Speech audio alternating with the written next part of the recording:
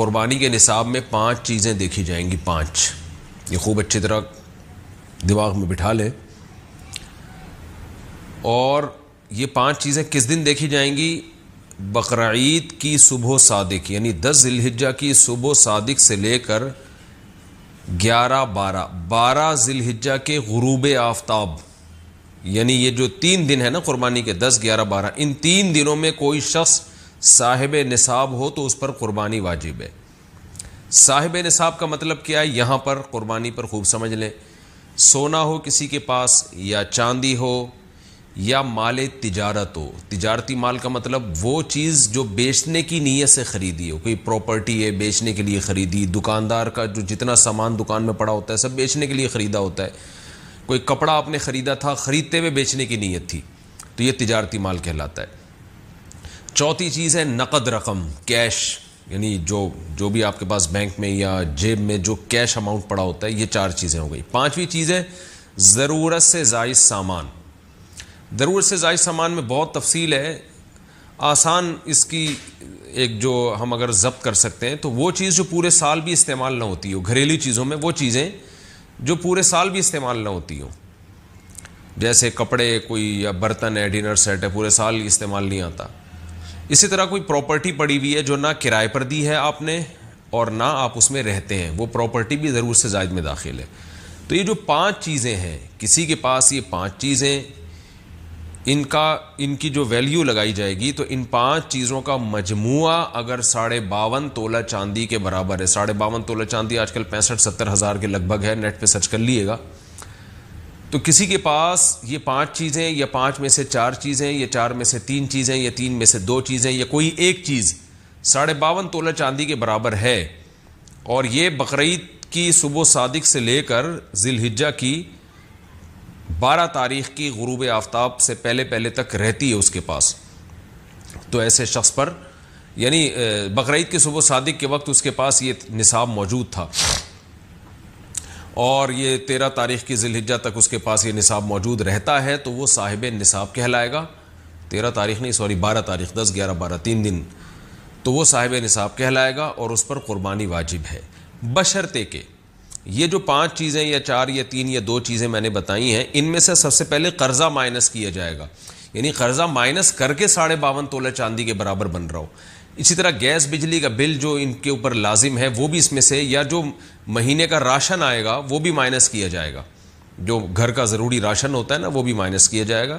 Minus کرنے کے بعد اگر 52.5 تولہ چاندی کے برابر رقم بچ رہی ہے تو ایسے شخص پر قربانی واجب ہے، چاہے مرد ہو چاہے عورت ہو. تو عورت کیسے قربانی کرے گی؟ سونا خواتین کے پاس بہت ہوتا ہے، چاندی ہوتی ہے، چاندی نہیں بھی ہو تو سونے کے نصاب جو ہے اس کے ساتھ اگر 1 روپیہ بھی ہے تو وہ بھی 52.5 تولہ چاندی کی قیمت دیکھی جائے گی اس میں بھی. تو عورت کیسے قربانی کرے گی؟ اس کے پاس تو کیش نہیں ہوتے عام طور پہ، تو پورے سال جمع کرے، تھوڑے تھوڑے اپنی جیب خرچی سے بچایا کرے، یا سونا کو بیچ کر کرے. البتہ کسی کے پاس صرف سونا ہی ہے اور یعنی باقی 4 چیزوں میں سے کچھ بھی نہیں، 1 روپیہ بھی نہیں ہے، تو پھر 7.5 تولہ سونا جب تک نہیں ہوگا قربانی واجب نہیں ہوگی. یعنی سونے کے ساتھ اگر چاندی ہے یا پیسے ہیں یا تجارتی مال یا ضرورت سے زائد سامان ہے، پھر سونے کی ویلیو دیکھی جائے گی، سونے کو نہیں دیکھا جائے گا. لیکن اگر صرف سونا ہی ہے تو پھر 7.5 تولے سونے سے کم پہ نہ زکوٰۃ ہوتی ہے نہ قربانی ہوتی ہے. تو یہ ہے، تفصیل سے آپ کو بتا دیا. تو آپ چاہیں تو اس میں ایک گائے میں حصہ لے لیں، چاہیں تو بکرا لے لیں، چاہیں تو دمبا لے لیں. مرد پر الگ واجب ہے، عورت پر الگ واجب ہے، جو بھی صاحب نصاب ہوتا ہے. اچھا جی، سوال پوچھا ہے قربانی واجب ہے یا سنت؟ قربانی واجب ہے یا سنت ہے؟ ایک عالم دین نے کہا ہے کہ واجب نہیں سنت ہے. محمد جنید ریاض سے. اختلافی مسئلہ ہے. حنفیہ کے نزدیک قربانی واجب ہے اور اس کے دلائل بہت مضبوط ہیں، حتیٰ کہ بعض عرب علماء نے بھی اس میں فقہ حنفی کے قول پہ فتویٰ دیا ہے، یعنی وہ بھی اسی کو احتیاط قرار دیتے ہیں کہ فقہ حنفی پر عمل کیا جائے اس مسئلے میں، کیونکہ یہ جو حدیث ہے حضرت ابو ہریرہ سے مروی ہے کہ نبی صلی اللہ علیہ وسلم نے فرمایا من وجد سعۃ لأن یضحی فلم یضحی فلا یقربن مصلانا. جس شخص کے پاس گنجائش تھی قربانی کرنے کی اور پھر بھی وہ اس نے قربانی نہیں کی تو وہ ہماری عیدگاہ کے قریب بھی نہ پھٹکے. بعض کہتے ہیں حدیث موقوف ہے، حضرت ابو ہریرہ کا قول ہے. اگر حضرت ابو ہریرہ کا بھی قول ہے تو بھی بحکم مرفوع ہی ہے. تو لیکن صحیح بات حدیث حسن ہے، اور اسی بیس پر بعض عرب علماء کا بھی یہ فتوی شیخ صالح العثیمین جو سعودی عرب کے مشہور عالم ہیں، انہوں نے بھی اسی قول کو اختیار کیا ہے کہ احتیاط اسی میں ہے کہ اس معاملے میں وجوب کے قول پر عمل کیا جائے جو صاحب استطاعت لوگ ہیں۔ اچھا بھائی، کیا قربانی کی احادیث ضعیف ہیں؟ ایک عالم کا کہنا ہے کہ قربانی کے فضائل سے متعلق جتنی احادیث ہیں سب ضعیف ہیں، کیا یہ بات صحیح ہے؟ قسیم احمد انڈیا سے۔ نہیں جی، ایسی کوئی بات نہیں ہے، قربانی سے متعلق بہت صحیح احادیث بھی موجود ہیں، بخاری اور مسلم کی احادیث موجود ہیں۔ آپ صلی اللہ علیہ وسلم ہر سال قربانی کیا کرتے تھے، اور آپ نے فرمایا سنت ابیکم ابراہیم، یہ تمہارے والد ابراہیم کی سنت ہے، یعنی حضرت ابراہیم علیہ السلام کی سنت ہے۔ اور سب سے بڑی بات یہ کہ اگر بالفرض حدیثیں ضعیف بھی ہوں تو اجماع امت سے بڑھ کر کوئی دلیل نہیں ہے، پوری امت کا اس پر ہمیشہ سے تواتر کے ساتھ اجماع چلا آ رہا ہے۔ قربانی کرنے کا ثواب، کیا قربانی کے جانور کے ہر بال کے بدلے میں نیکی ملتی ہے؟ شمس صاحب انڈیا سے۔ جی ہاں شمس صاحب، حدیث میں آتا ہے کہ ہر بال کے بدلے میں نیکی ملتی ہے۔ ایک صحابی نے پوچھا یا رسول اللہ، جو رواں ہوتا ہے، جو جیسے دمبے کے بال، دمبے پہ تو رواں ہوتا ہے نا، تو آپ نے فرمایا اس پہ بھی۔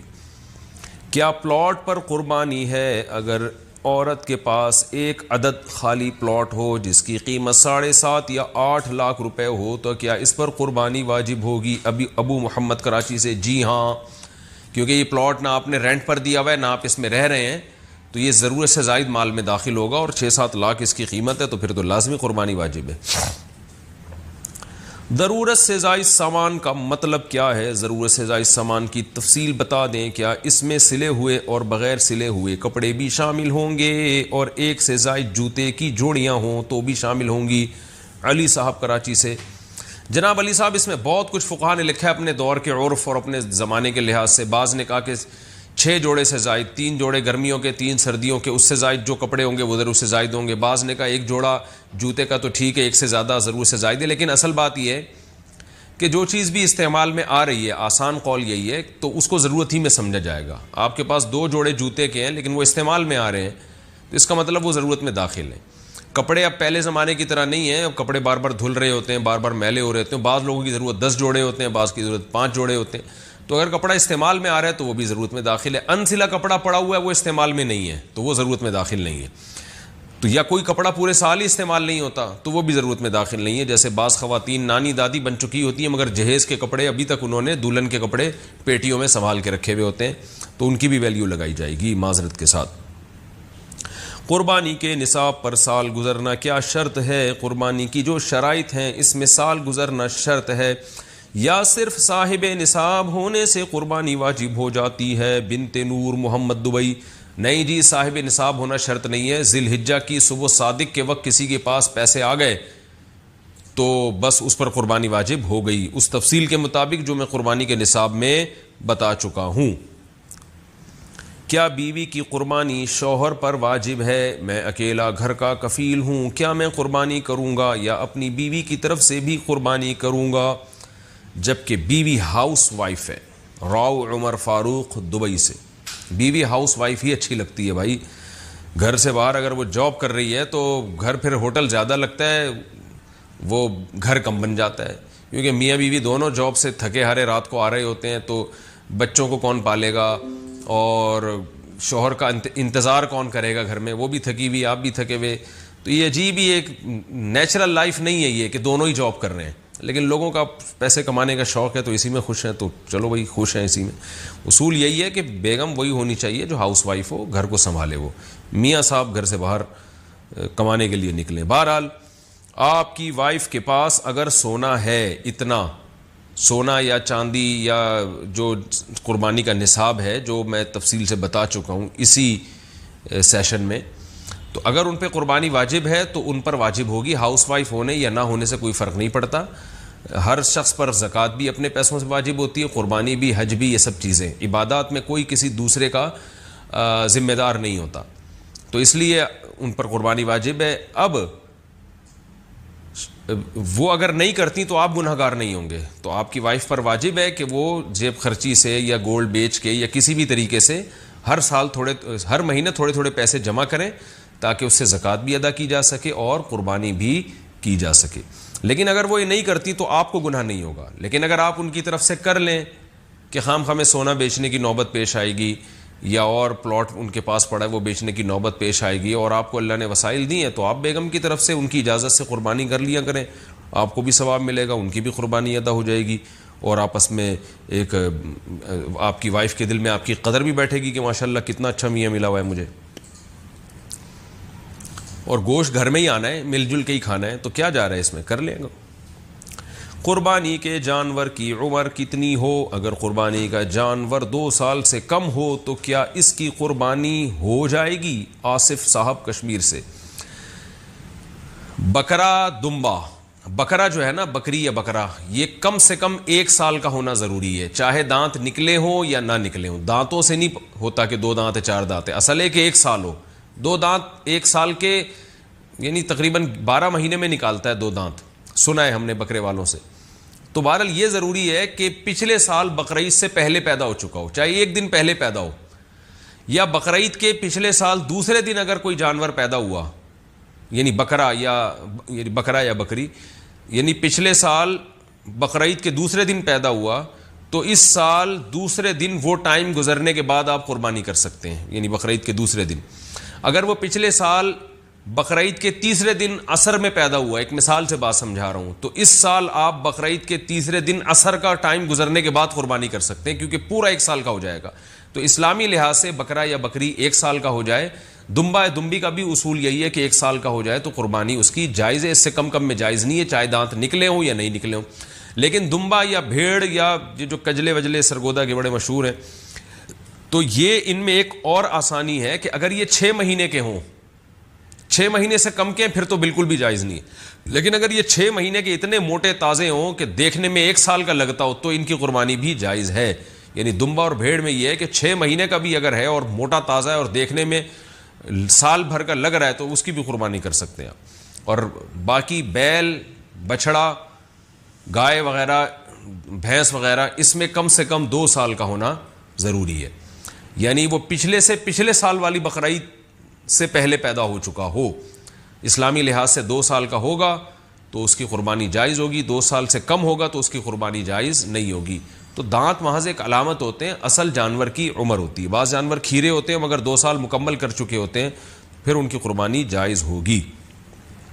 لیکن سوال پیدا ہوتا ہے کھیرا جانور ہے, پتہ کیسے چلے گا کہ 2 سال کا ہے یا نہیں ہے؟ تو جو بیچنے والا ہے اگر اس کی زبان پر آپ کو اطمینان ہے کہ سچ بول رہا ہے اور جانور دیکھنے میں 2 سال کا لگ بھی رہا ہے اور وہ آپ کو یقین ہے کہ وہ سچ بول رہا ہے تو قربانی کر لیں. اگر آپ کو لگ رہا ہے کہ ٹوپیاں کرا رہا ہے, جیسے کہ بہت سے لوگ کرا رہے ہوتے ہیں ٹوپیاں, پھر قربانی نہ کریں اس کی. ایک آدمی کتنی قربانیاں کر سکتا ہے؟ کیا قربانی کرنے کی کوئی حد ہے کہ ایک شخص کتنے جانوروں کی قربانی کر سکتا ہے؟ ہدایت اللہ کشمیر سے.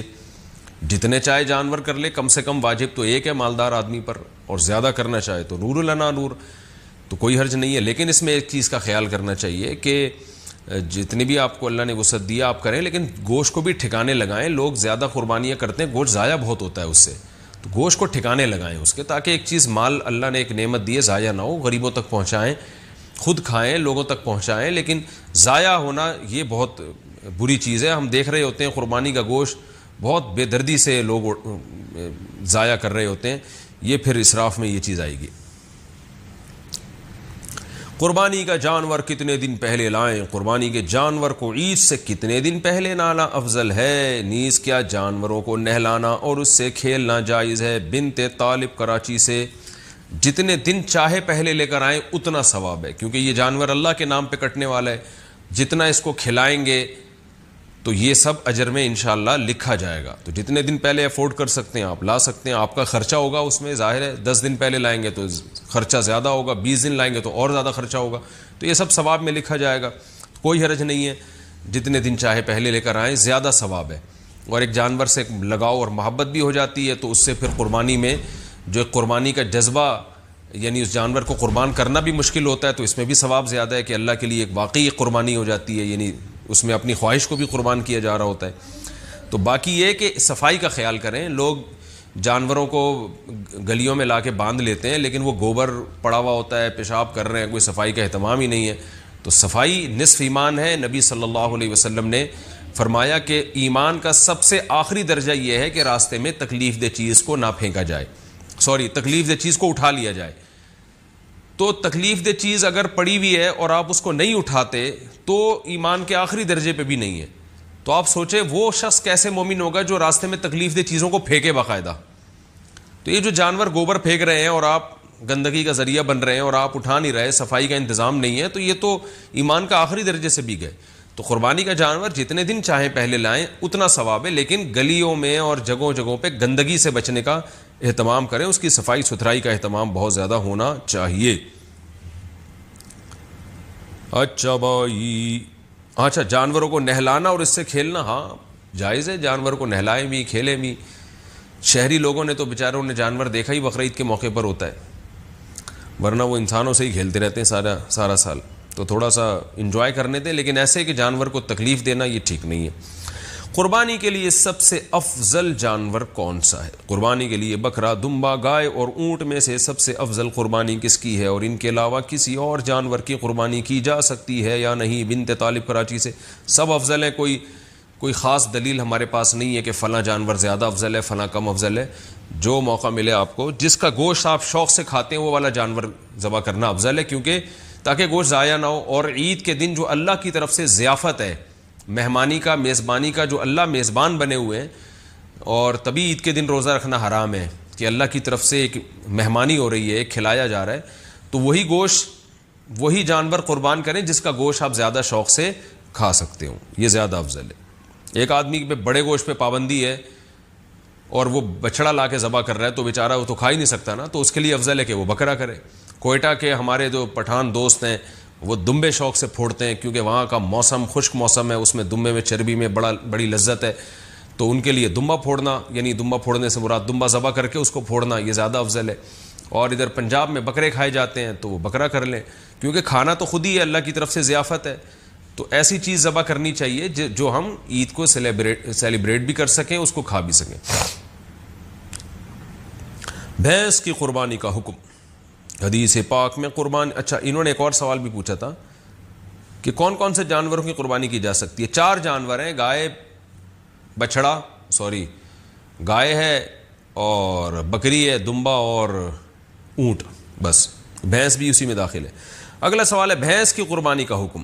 حدیث پاک میں قربانی کے لیے کون سے جانوروں کا ذکر آیا؟ کچھ لوگ کہتے ہیں کہ بھینس کی قربانی نہیں کرنی چاہیے کیونکہ حدیث میں اس کا ذکر نہیں. اس بارے میں رہنمائی فرمائے محمد رفیق گلگت سے. بھینس کا اگر سے حدیث میں صراحتاً ذکر نہیں ہے، لیکن پوری امت کا، تمام فقہا کا اس پر اجماع ہے کہ بھینس بحکم گائے ہی ہے قربانی کے معاملے میں. تو بھینس کا حکم وہی ہے جو گائے اور بیل کا حکم ہے. تو بھینسے کی قربانی بھی جائز ہے بلا کراہت، اور بھینس کی قربانی بھی بلا کراہت جائز ہے. یہ اجماع امت سے ثابت ہے. اجماع امت بذات خود ایک مستقل دلیل ہے. ایک ہی جانور میں قربانی اور عقیقہ کر سکتے ہیں کیا؟ ایک ہی جانور میں قربانی اور بچے کا عقیقہ کر سکتے ہیں؟ سیف انصاری انڈیا سے.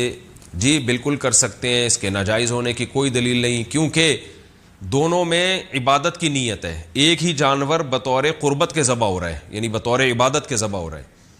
فقہا نے لکھا ہے کہ اگر ایک آدمی صرف گوشت کی نیت کرتا ہے، قربانی کی نیت نہیں کرتا، اور دوسرا اسی گائے میں قربانی کی نیت کرتا ہے، پھر کسی کی بھی قربانی نہیں ہوگی، کیونکہ جانور پر جب چھری چلے گی تو وہ اس میں فرق نہیں ہو سکتا کہ یہ بطور عبادت کٹ رہا ہے یا گوشت کے لیے کٹ رہا ہے.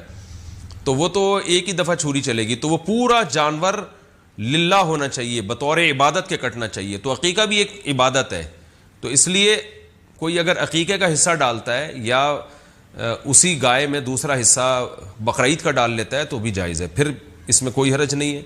تو خلاصہ یہ نکلا کہ ایک ہی گائے میں آپ اپنے بچوں کا عقیقہ بھی کر سکتے ہیں اور اسی میں قربانی کے حصے بھی ڈال سکتے ہیں آپ.